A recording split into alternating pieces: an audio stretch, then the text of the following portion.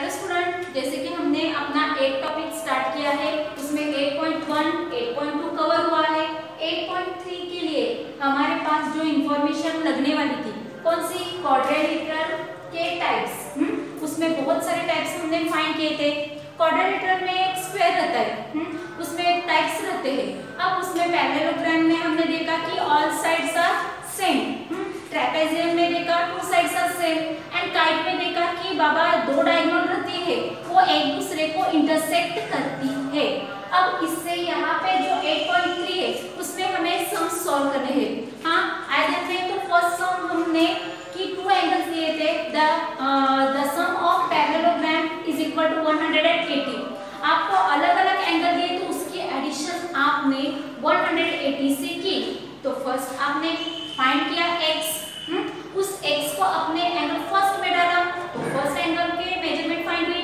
उस एंगल को x value x को अपने सेकेंड एंगल में डाला तो एंगल सेकेंड की मेजरमेंट फाइंड हुई।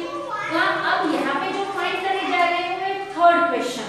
ओके, सेकेंड क्वेश्चन है a parallelogram, write the answer of a question given below. यहाँ पे क्वेश्चन है और यहाँ पे डायग्राम है।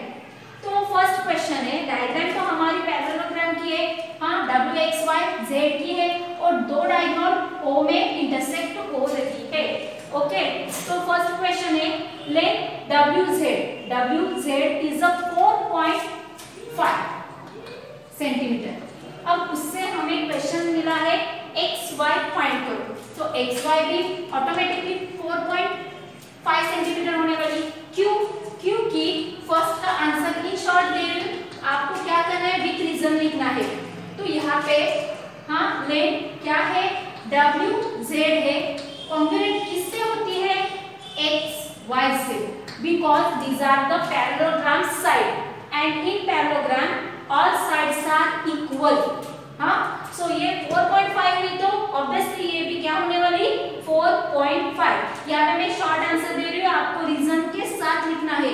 Reason means in parallelogram all sides are equal, so wz congruent xy, this is a 4.5, automatically this also meant 4.5. First is over. Second, length yz 8.2, yz, where is yz, yz here 8.2 centimeter, and this front side is xw, this also 8.2। यानी यहाँ पे हमारा question था if yz congruent means opposite side किसकी, xw की, ये 8.2 है तो ऑटोमेटिकली ये कितने होने वाला, 8.2 आइदर में।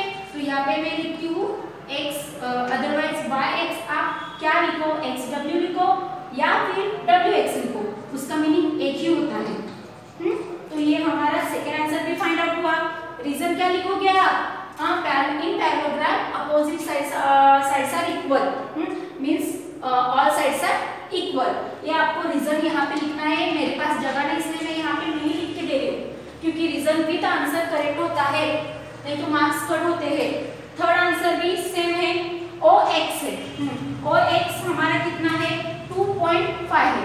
ये थोड़ा सा अलग है, क्यों अलग है, क्योंकि यहाँ पे डायगोनल है और डायगोनल का हाफ पार्ट यहाँ पे दिया है। डायगोनल दूसरे डायगोनल को कैसे रहती है, कॉन्ग्रुएंट रहती है, यानी xz परपेंडिकुलर xo, सो xo कॉन्ग्रुएंट oz।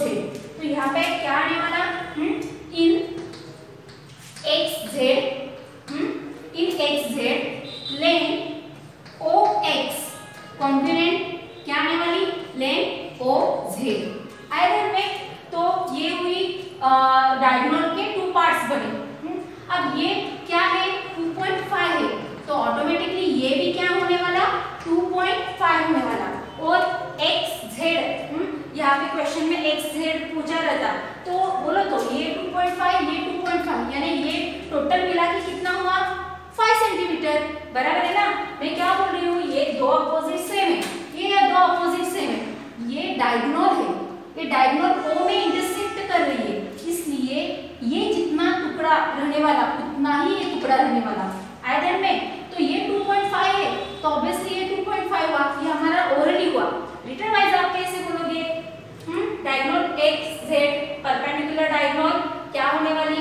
WO, सो XO कॉन्ग्रुएंट OZ, यानी इस साइड को इसने परपेंडिकुलर किया है, इसलिए XO जितना है उतना ही OZ है। हाँ, विथ रीजन राइट। ओके, अब सेकंड क्वेश्चन है, यहाँ पे हमारे पास 120 दिया है। 120 किसका है? जो मिडल रहता है उसका। WZY, Z कहाँ है? यहाँ है, ये 120 है, उसका अपोजिट कौन है? X से, वही तो हमें पूछा है। क्वेश्चन में दिया है मेजर एंगल, कौन सा? WZY इज इक्वल टू 120, उसका अपोजिट कौन है? WXY। तो यहाँ पे लिखो तो measure angle WZY congruent measure angle कौन सा? WXY, सॉरी WXY, ये 120, तो ऑटोमेटिकली ये भी क्या हुआ? 120। क्यों हुआ? क्योंकि पैरेललोग्राम में opposite angle also congruent. Iron में अब उसमें ही सेकंड क्वेश्चन पूछा है, कौन सा? मेजर एंगल XWZ, वहां पे नहीं इसलिए यहाँ पे दिखा रही हूं मैं। अब यहाँ पे हमारा जो क्वेश्चन है उसका आंसर है measure angle XWZ is equal to, XWZ कहाँ है? यहाँ पे है। ऑलरेडी एंगल में जब हम ऐसे लिए तो ये ट्रायंगल क्या हुआ?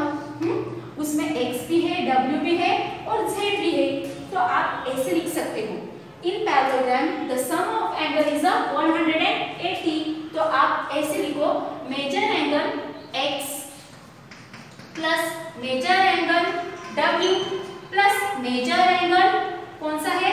मेजर एंगल z है, measure angle x, measure angle w, measure angle z, ये क्या हुए?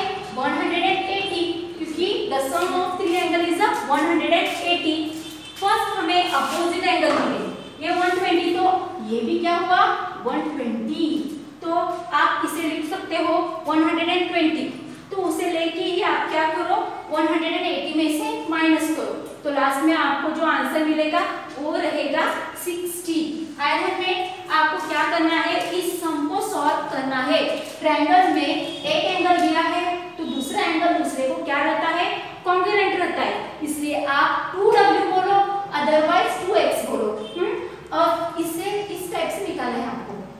सॉरी मैंने आपको इस टाइप से बोला, लेकिन ये 120 का अपोजिट हुआ इसलिए 120 हुआ, तो 180 में से 120 कट करो तो कितना रहता है?